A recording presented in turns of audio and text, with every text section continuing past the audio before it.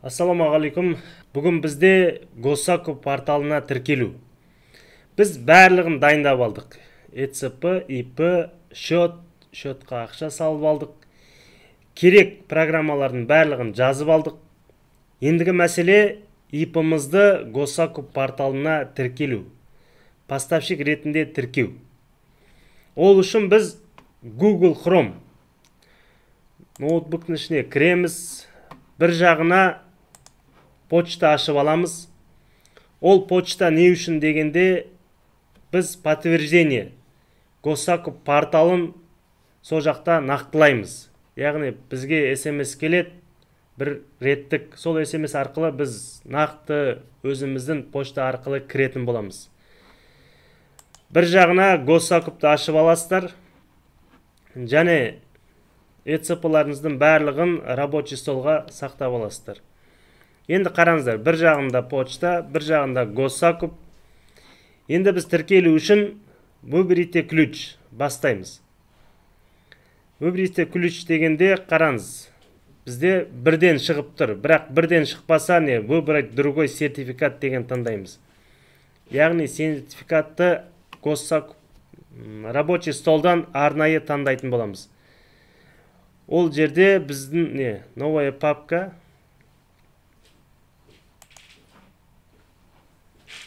ECP пароль. Ол үшін выберите ключ. Бізде бұлай шығып тұрса, біз другой сертификат деген таңдаймыз. Выбрать другой сертификат. Жаңадан кіріп жатқан кезде бізде арнайы тұрмайды. Бізде рабочий кабинетте өзіміздің ECP кілтті дайындап қойдық. Міне ECP кілтіміз. Ашатын боламыз. Бізде екі кілт бар. Out және RC деген. Out деген кез келген уақытта бірінші код ашатын кілт. Одан кейін RC мен кез келген жерде RC мен қол қоя бересіздер. Тіркелу үшін бірінші out кілтін таңдайтын боламыз. Бұл жерде капслик басылып қалмасын, кілттің паролін дұрыстап қарап алыңыздар.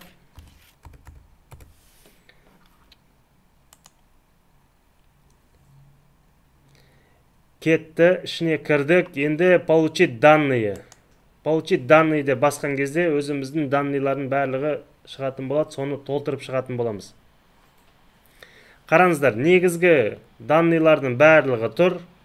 Енді біз бұл жерге өзіміздің почтаны тіркейтін боламыз.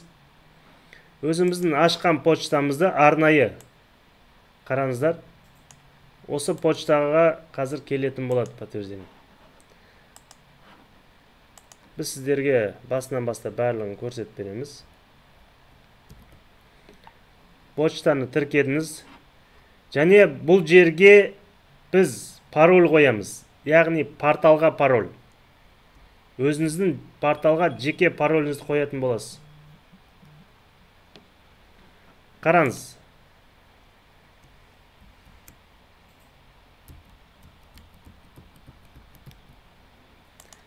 Және оны қайталайсыздар. Парольді қойдық. Бұны подписать етеміз. Барлығымен келісеміз деп. Бұл жерде көкті таңдай берсеңіздер болады. Егер көк кілт шығып тұрса, шықпаса, выберите другой сертификат деп RC кілтін таңдайтын боламыз. Бізде бірінші басқан кезде кіріп тұрды, яғни екінші рет біз кіре алатын боламыз. Өздеріңіздің жеке парольдарыңыз бар, сол арқылы кіресіздер. Міне, подписаны. Енді подтверждаю данные. Біз өзімізге парольді қойып алдық, ары-қаратай кеттік. Енді бұлардың барлығы бізге почтаға келді. Почтадан қайтадан кіретін боламыз. Мынау Госакупты жауып тастасаңыздар болады. Мына жерден қайтадан осыны ашамыз. Міне, бізге сілтеме келіп тұр. Осы сілтеме арқылы біз қайтадан өтеміз. Осы кезде біз толық подтверждение бердік өзімізге. Міне, енді войти деп қайтадан ішкі регистрацияны жасайтын боламыз. Біз жаңағы паролімізді өзіміз қойған, порталдың қойған паролін тіркейтін боламыз. Өздеріңіздің парольдарыңызды алдын ала жазып алыңыздар. Міне кірдік. Барлығы оңай, қатты бір қиындататын ештеңе жоқ. Басынан бастап қайтадан міне регистрация участника. Біз өзімізді толықтай базаға кіргізетін боламыз енді. получить данные. Міне, біздің негізгі иніміз шығып тұр. IP-ның аты несібе шығып тұр. Веб-сайт деген жерге керек емес. Бұл жерге өзіміздің телефон номерімізді қоямыз. Бұл жерде өзіміздің почта тұр. Енді номерді жазатын боламыз. Өзіміздің номер. Кез келген адам кім айналысады, сол адамның номерін жазамыз. Өйткені ол адамға тікелей хабарласатын болады.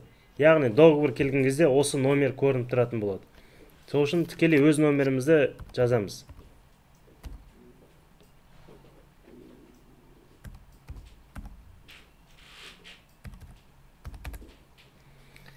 Енді бұл жерде келесі сектор экономики деген жерді толтыратын боламыз. Егер сіз ТО болсаңыз, не государственный, не финансовый организация. Егер ИП болсаңыз, домашнее хозяйство. Осыны таңдайтын боласыз. Бұл жерде окет. Қараңыздар, негізі кез келген ИП бір ИП-ға 5 окет қосалады. 5 деятельностьпен айналысалады. Бұл жерде разведение лошадей деген. Бірақ негізгі өзінің окетін таңдап қою керек. Сізде осы шығып тұрса, басқаша океттер шығып тұрса, оған енді қарамаңыз. Бірақ жеке кабинеттен арнайы өзіңізге окет қосыңыз. Осы тендер саласына біз көбінесе 47-910-ды алып отырмыз. Сол үшін сол окет арқылы кірсеңіздер. Кез келген адам тендерға арнайы окет қойып, сол окетпен айналысы керек. Яғни вид деятельность, қандай мақсатта айналысып жатырсыз. Бұл жерде енді жаңадан келген ИП плюс ол дополнительно қосатын болады. Енді подписать дейміз. Өзіміздің жаңағы бір рет қойған ертсамыз қайтадан шығып тұрады. Соны көк болған жерден таңдай саламыз.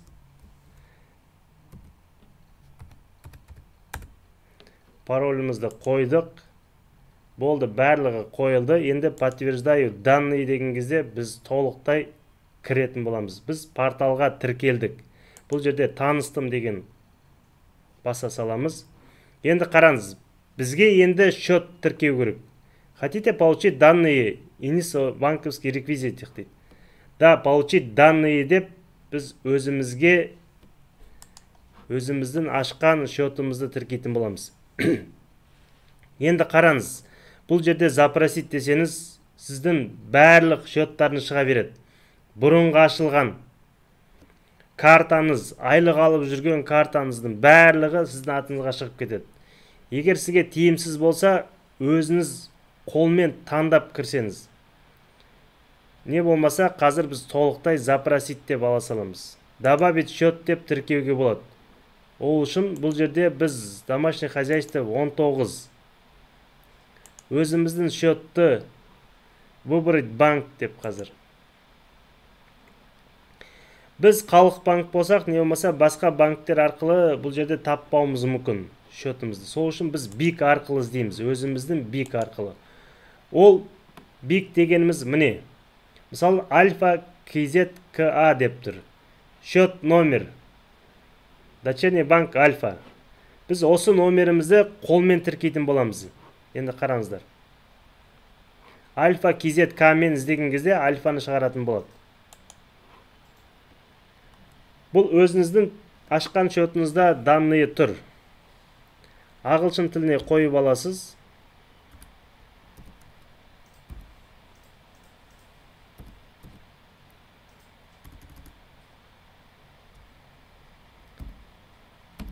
Альфа KZK. Толықтап қайтадан қарап алыңыз, жаңағы дұрыс жазылды ма? Альфа KZK. Енді сол бойынша поиск деп іздейсіз. Сізге міне шығарып берді. Дочерний банк Альфа банк деп. Головной Алматы деп тұра береді. Бұл жерде қайтадан 11 болып қойса, 19 деп таңдай салыңыздар. Өйткені қайта-қайта автоматом 11 таңдалып кетеді. Енді счет номерді қолмен теретін боламыз. Бұның барлығын ерінбей қолмен теріп шығыңыздар. KZ 579 дегеннен бастап өздеріңіздікі басқаша болады сіздердікі.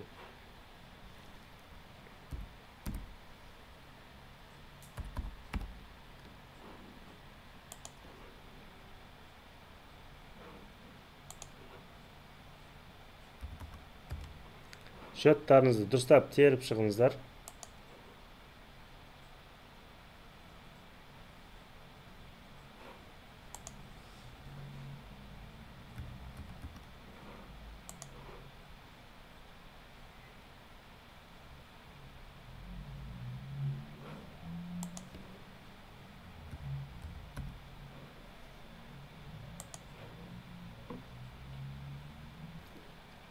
Болды, біз счетымызды тердік. Сохранить деп басамыз. Бұл жерге өзіміздің счет барлығы тіркелді. Бұл жерде галочка басудың қажет жоқ негізінде. Енді запросить деген кезде бізде барлық счет шығып кетуі мүмкін. Сол үшін біз қай счетты аштық, сол счетпен жұмыс істесек, бір счетті ғана тіркесек болды. Енді бізде барлығы тіркелді. Ендігі кезек тариф қосу. Одан кейін заявка беру. Оның барлығы келесі видеоларда қадам-қадамымен көре аласыздар. Қазіргі уақытта сіздер енді өз счеттарыңыздан Госсакуп счетына, реквизитына ақша жіберу. Сол этапты бітіресіздер, келесі этапқа дайын боласыздар. Барлықтарыңызға сәттілік. Келесі сабақта кездескенше.